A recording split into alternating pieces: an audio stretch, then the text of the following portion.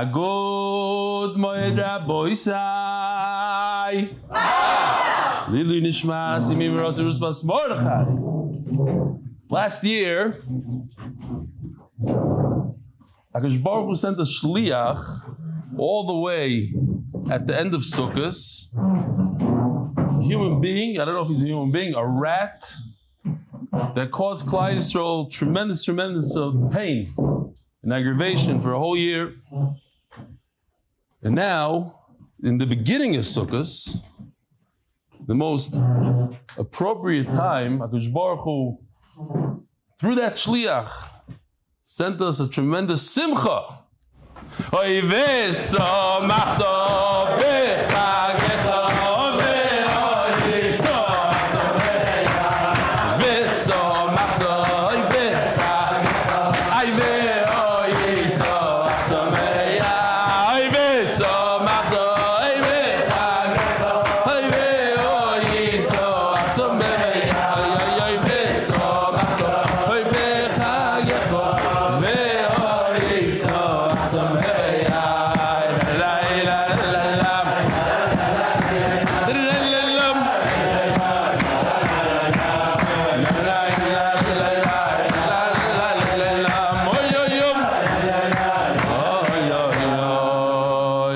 Tremendous simcha.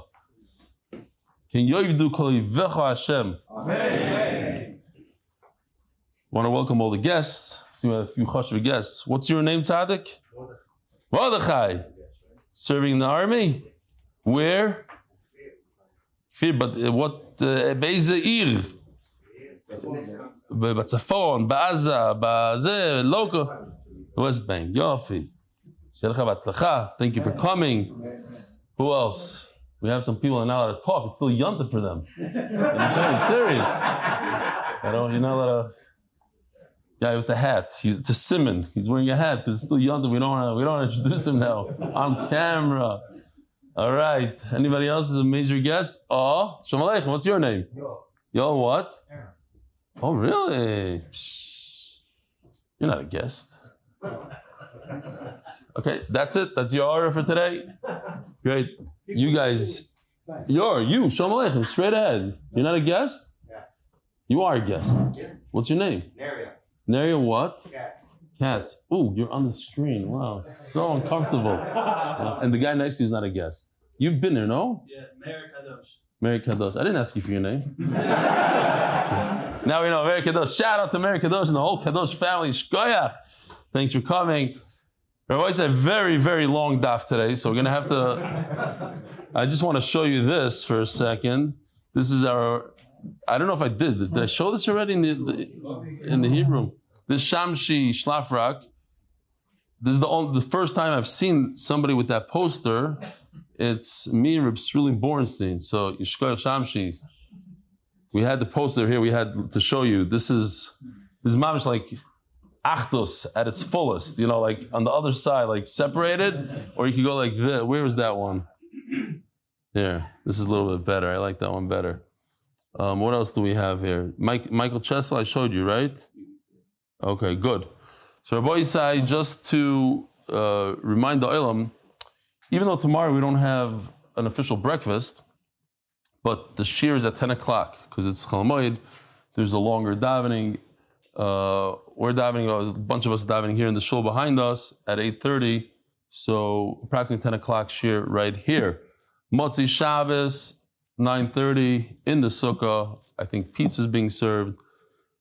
Sunday in the Sukkah at 10 o'clock, breakfast. Monday, 10 o'clock in MDY. Tuesday back in the Sukkah, breakfast. We're still looking for sponsors. If anybody wants to sponsor breakfast, pizza, whatever. You want to sponsor the Hebrew shir, the fleishiks, might be a little less. Maybe not. No, there's a lot of people in the Hebrew. Okay, so that's the schedule. We have some sponsors. The Chol of the month, sponsored by Binyomin Rosenfeld for Hatzlach and Business, the Masechta for the safe and speedy return of all the hostages. Be'ezer Hashem, there's a new page.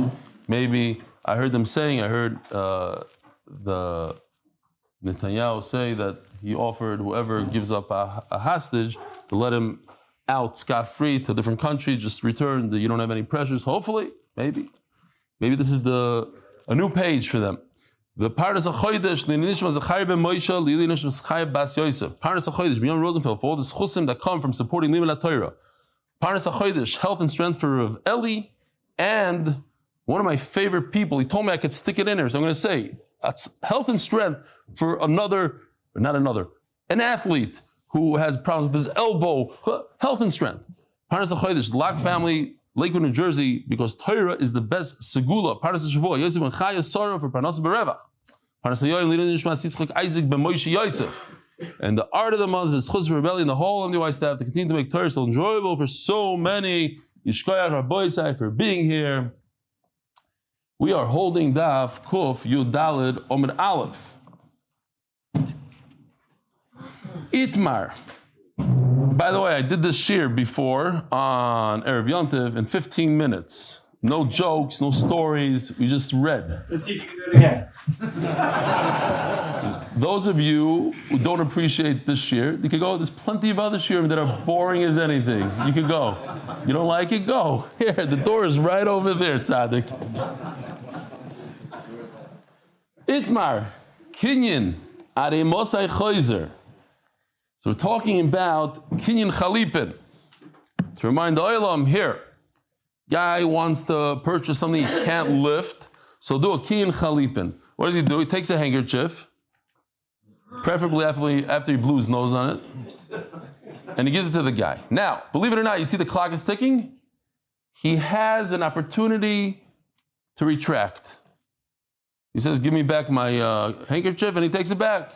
What is that time? How much time does he have to retract? He made a kinyan. The guy already lifted the handkerchief. A guy at a chasen, the Rav tells him, the Messiah says, lift his handkerchief and you make a kinyan. You're mischayev everything to your new wife. The guy could take it back. Maybe. Hara is hara. That's one, none. So, what is the halacha? So, take a look at this for a second. This is like, it's not really la halacha, but whatever. The guy says he has charata.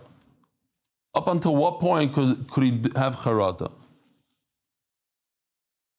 The halacha is, we'll see, according to one shita, got stuck again. Okay, good. What? Yeah, but we have to go through that whole thing again? Okay, hold on, here goes. That's...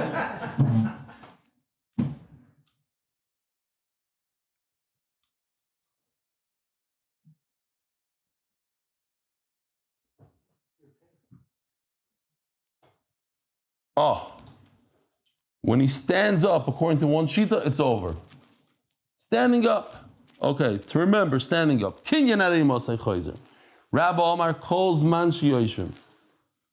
As long as you're sitting, you could have charata, you could say hareini mischaret. I don't want to do the deal. Even though the guy lifted up the handkerchief, calls man shiyoshim. There was a kid on a bus here in Eretz Yisrael, and the elderly person came onto the bus. The kid gets up, and the older guy says, no, it's okay. Pushes him back down in the seat. So the kid gets up again, pushes it back again. So the kid starts crying. He says, what are you crying? He says, I just missed my bus stop. I was supposed to get off. Rav Yosef Amar calls man she'oiskim b'osei inyan. There's the famous Rabba and Rav Yosef. You're going to see, they argue a lot in Shas. Rabba is the Iker Harem. He was the more of what they call today like a lamdan, the better learner maybe. Rav Yosef was the Sinai. He knew a lot more. The famous Maisa where Rabbah and Rav Yosef, they asked him to be the Rosh Yeshiva, but he heard from the stargazers that it's only going to last for 2 years. 2 years, it's not good. That means that his life would be over. So he said, no, please, no covet. Give it to Rabbah, let Rabbah. And Rabbah, he was Rosh Yeshiva for 22 years. And then Rav Yosef became Rosh Yeshiva, 2 years, mamish, like they told him, and that was it, he was nifter. So a little bit of a riddle. How old was Rabbah when he became the Rosh Yeshiva? How old is Rabbah? Those of you who weren't here on Erev Yontif. Rabbah was nifter at what age? What age was he nifter? At 40. So if he was Rosh Yeshiva for 22 years, that means he became Rosh Yeshiva when he was 18 years old. Zog the Gemara. Rav Yosef Omar calls mantra oiskim ba'oisoi inyan. So you remember, this sugi is called inyan. As long as they're oisik in this inyan, as long as they're dealing with the deal that they're talking about, they're involved, even though one of them lifted the handkerchief, no.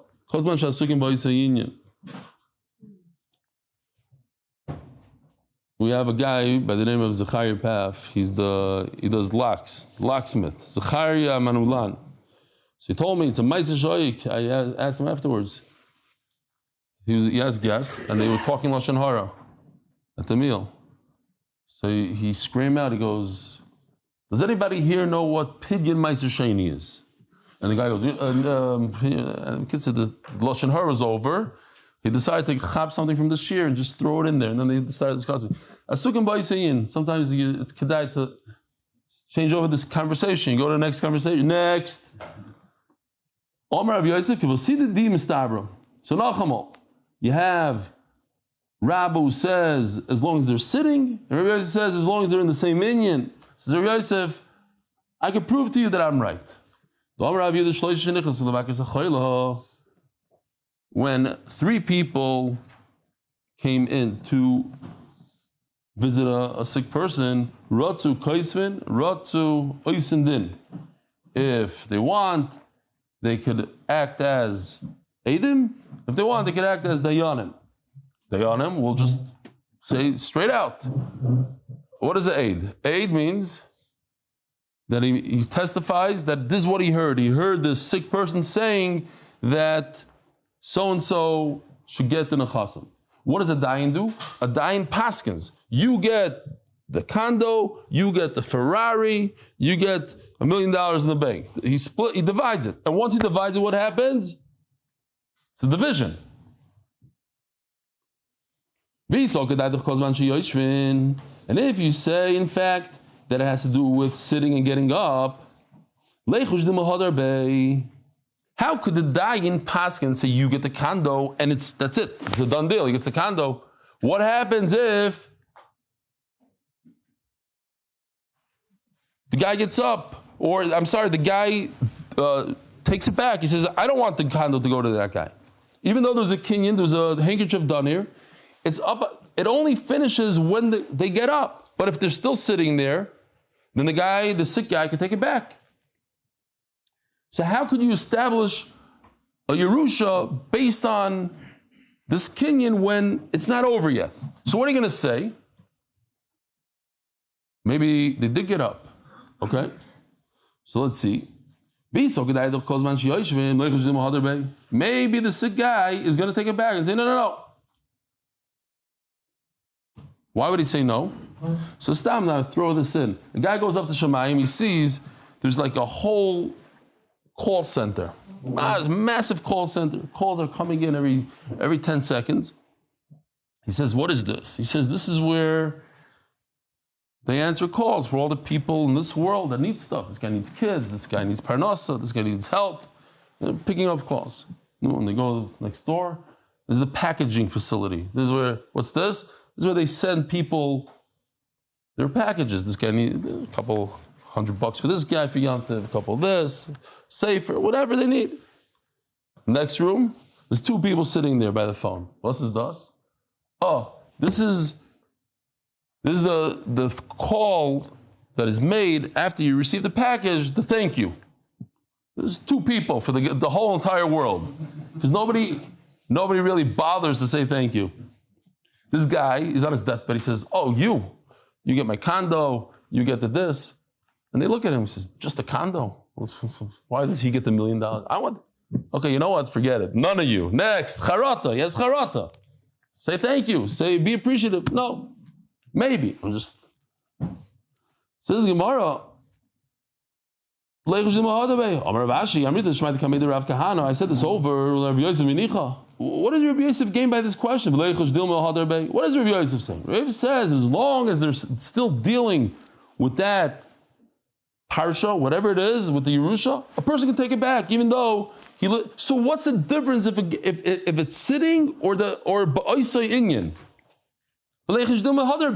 How could the Bezdin paskin that he gets the condo, he gets the $1 million?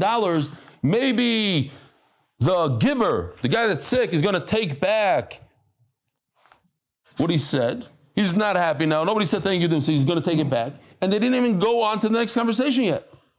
What are you going to say? The saliku minyana linyana. Don't get too excited. It looks like it's almost over this year. You're like, yes, finally, a short night. No, I'm going to make sure it's not. Sponsors. Okay, here goes sponsors. You want sponsors? I'll give you sponsors. The Belsky family. Now let me tell you about the Belsky family. Bali Chesed, you have no idea. Oh, let me show you the chair they get. Here. Every chair in this room is by the Belsky family. You can do whatever you want.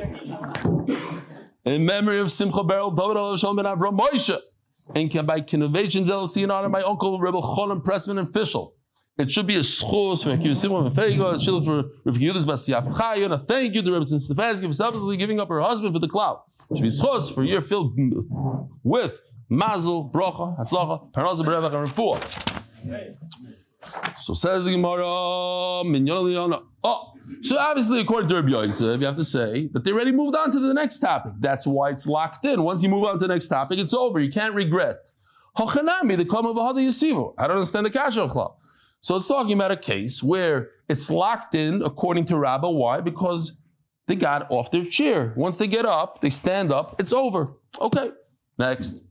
Rav Yosef besada inyan umechta. So the Gemara says, when there's an argument, it seems like according to most Rishonim, although there's some that argue that say it's only in Bava Basra, these things are in Bava Basra. It seems like the halacha is like Rav Yosef in only 3 arguments. Well, it's only 2. One of them is not even an argument. Rabbi doesn't argue. Only 2 out of the 3, there's a machlokes between Rabbi and Rav Yosef. Bisada. Sada is this one right over here. Let's say a father owns the center field, and Reuven owns a field on the right side. So Reuven says, I would like my 50% of the Yerusha next to my field.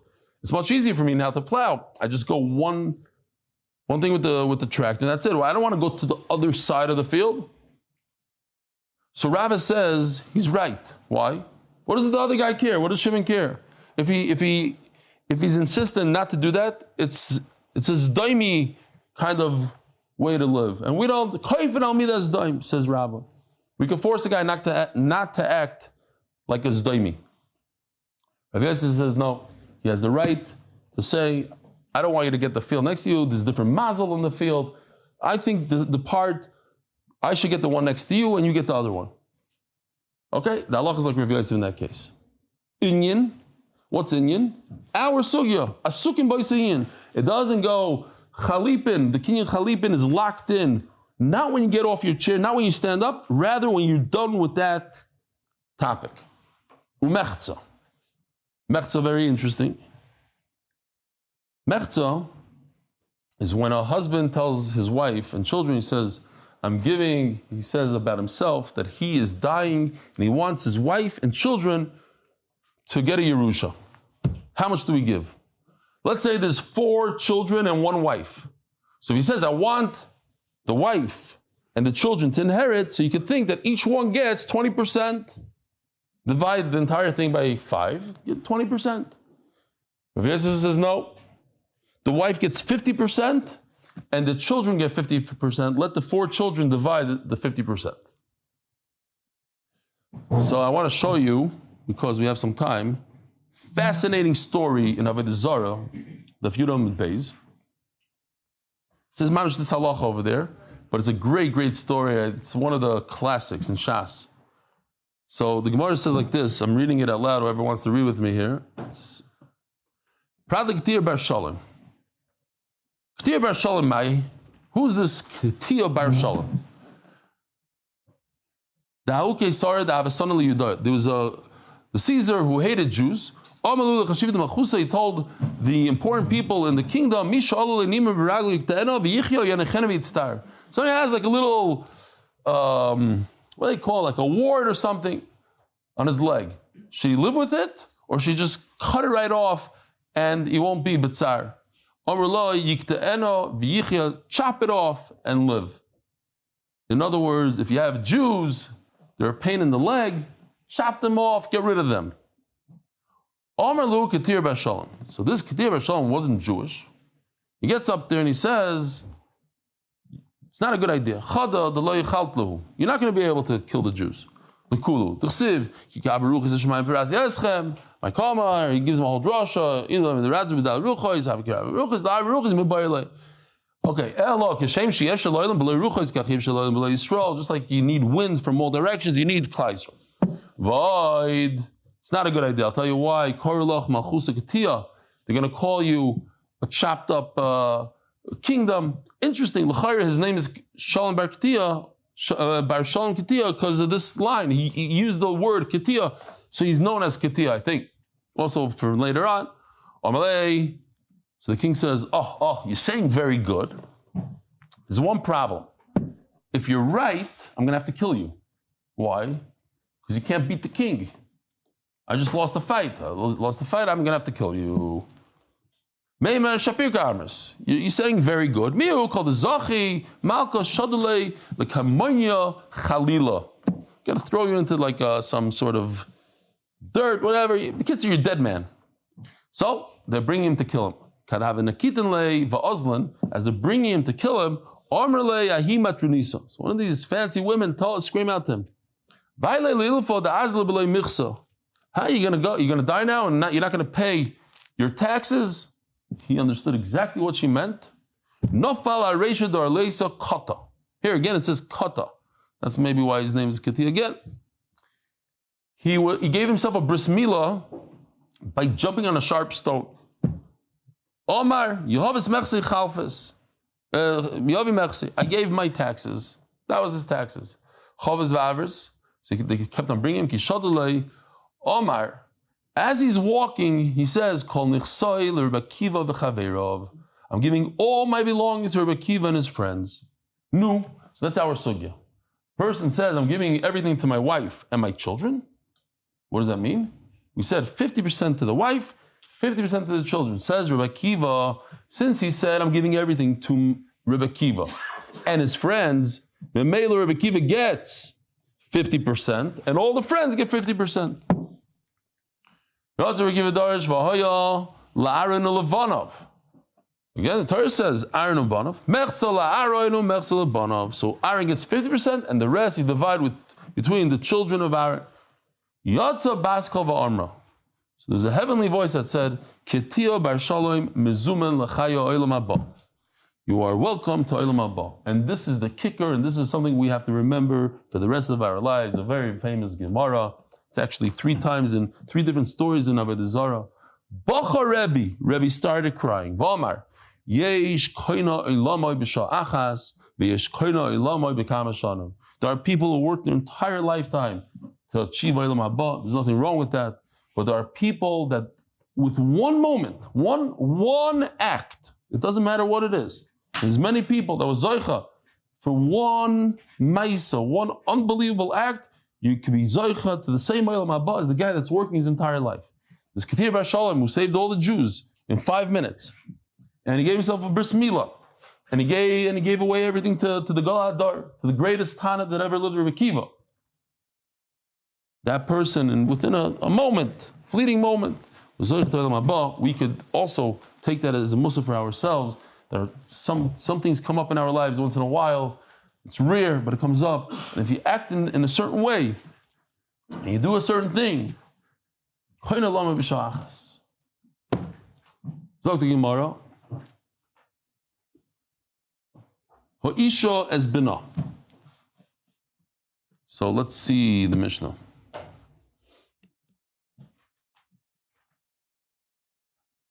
says in the Mishnah, here it is. I'll enlarge it so you can mamish read it. It says, a man inherits his mother and a man inherits his wife. It says, and let's see, we should actually see this one, has it full.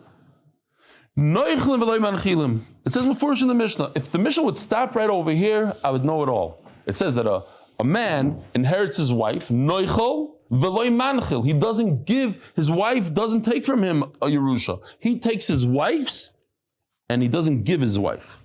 So that's the Gemara, then why do you have to continue these words? Ha'isha es bonea v'ha'isha es baila, that a wife, a husband, manchil v'loy noichlim. You just told me, noichel v'loy manchil. That means that's manchil v'loy noichel. If a husband or a son, let's take the son for a second.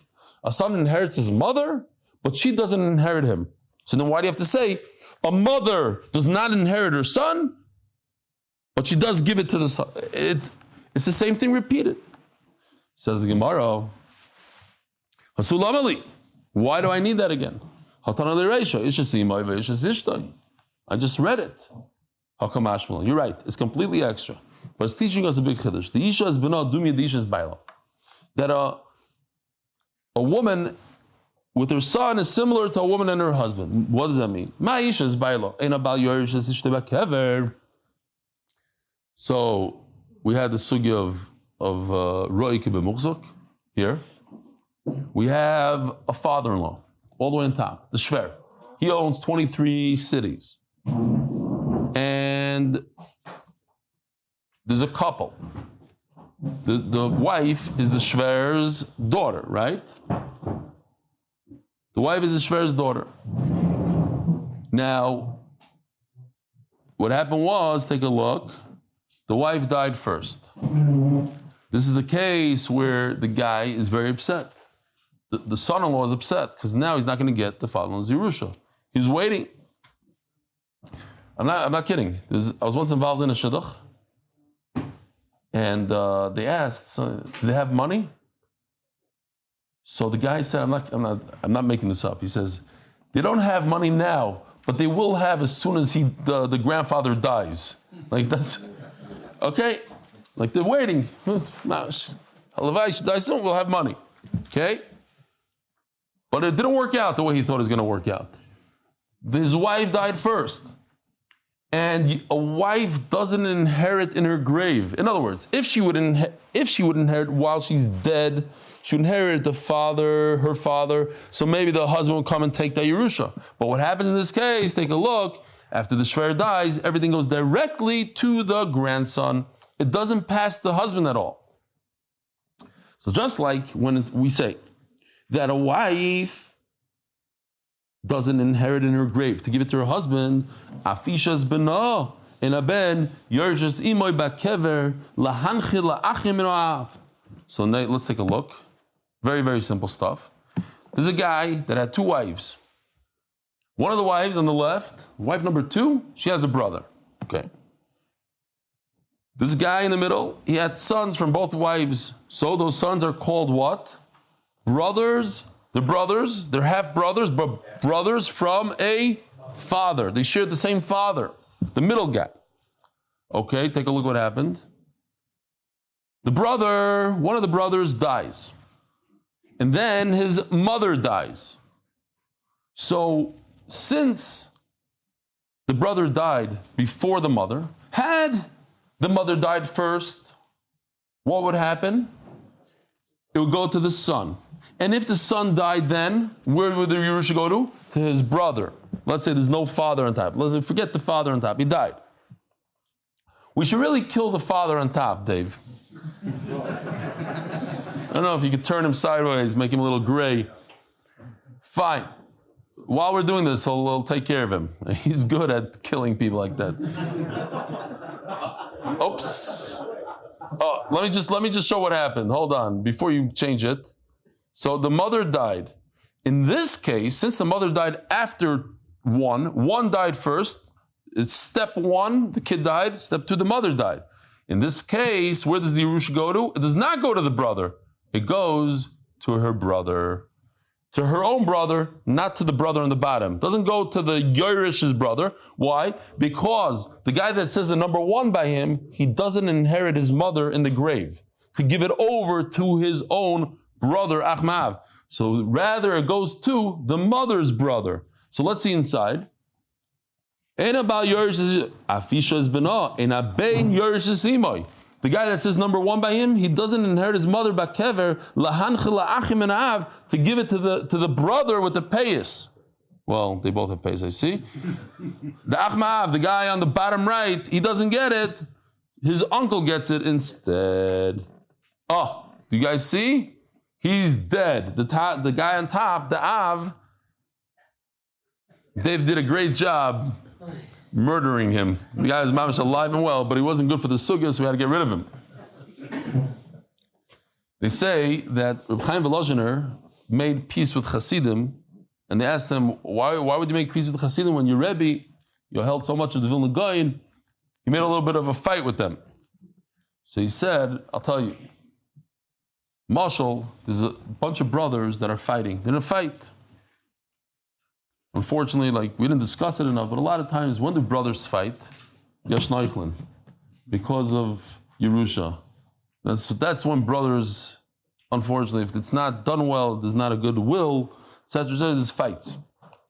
So, brothers are fighting.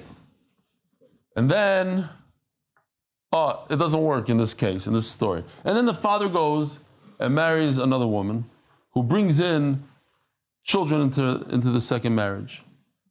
And the children don't get along, is a big fight. He says what happens is the brothers, a lot of times, they get together to gang up against the new wives, the mean stepmother's sons. They get together. He says, we have enough problems with the maskilim and other sorts of things that are going on in Klal Yisrael that we have to battle, it's not good for the brothers, the Achim and Av, to fight now. We have to make peace. That's what he said. So, happens to be that MDY is known for our Achtos.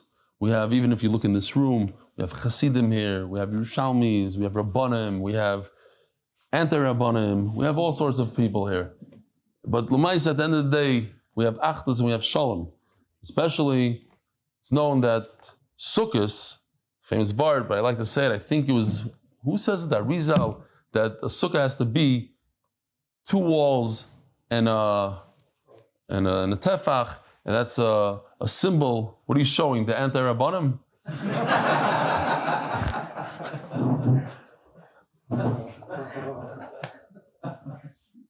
You hug somebody, the sukkah is hugging us with the 1, 2, and a little bit of a tefach. It's a hand like this. You say, why is it that sukkah is a phrase leinu sukkah shleimecha? What's the big inyan of why is sukkah a time of peace? Because, well, if you're out in the sukkah and the whole neighborhood hears you fighting, you try to tone it down. There's less fighting in the sukkah going on, especially if the husband sleeps here, and then the sukkah and the wife is over there, and there's she's preparing meals. So there's a lot of shalom and peace during sukkah time. So we should keep it up, rabbis. Keep up the peace. And let's just get to the bottom of the Amud. The Israelis are coming early tonight. I'm not sure why. Rabbi Yochanan, Nishum Rabbi Yehuda, then Rabbi Shimon. This is actually the beginning of tomorrow's sugya, but let's at least finish the Amud today.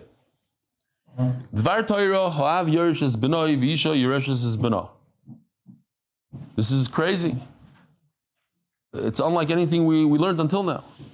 The Minat Torah, a father inherits his son, and a mother inherits her son. V'isha yereshes his benah. When there's no father around, then she's the one that inherits. What's the problem with this, Rabbi Yosef? What's the problem? The Mishnah says the opposite of this. Shneemar, the Gemara learns, matois. We'll have to repeat this tomorrow, but let's learn it. It says the word matois. Makish mato ha'eim l'mato av. So there's a hekesh, matois, plural. So we make a hekesh here. We already had one hekesh from here, another one. There's a hekesh. The hekesh is here, so let's just use it up. Makish mato ha'eim l'mato av. We compare one to the other. The shevet of the mother, the power of the mother to the power of the father, equal rights. Ma mato av, av yerishes benoi, av mato ha'eim isha yerishes benoi. So a mother can inherit a son. Ask the Rashbam, what about this whole sugya that we had? Mishpachas heim eino kriyim mishpacha. It's pashut. Mishpachas heim eino kriyim mishpacha. When there's a father involved, then he wins his mishpacha. But if there's no father, then mishpachas heim kriyim mishpacha according to this man Amar. Rabbi Sai, I just want to remind Olam. I like to talk about this all the time. HaMoed is yontif, 100% yontif. Don't forget. It's called HaMoed, but it's 100% yontif. We're allowed to do some malachas. We're allowed to do. There are those who don't even write on HaMoed. It's yontif like any other thing. You're not allowed to go shopping. You're not allowed to do this. You should really treat it completely 100% yontif to the most you can. You should make a suda, drink wine, be mesameach in the sukkah. Forget about all the zchusim, all the mundane things that you're not supposed to do on yontif. You shouldn't usually do them on HaMoed. There's a few exceptions. Should not even take your kids on trips. I told my kids. That's also for me. Okay, Rabbi Sai, have a wonderful Moed. We'll see you tomorrow, Be'ezer Hashem.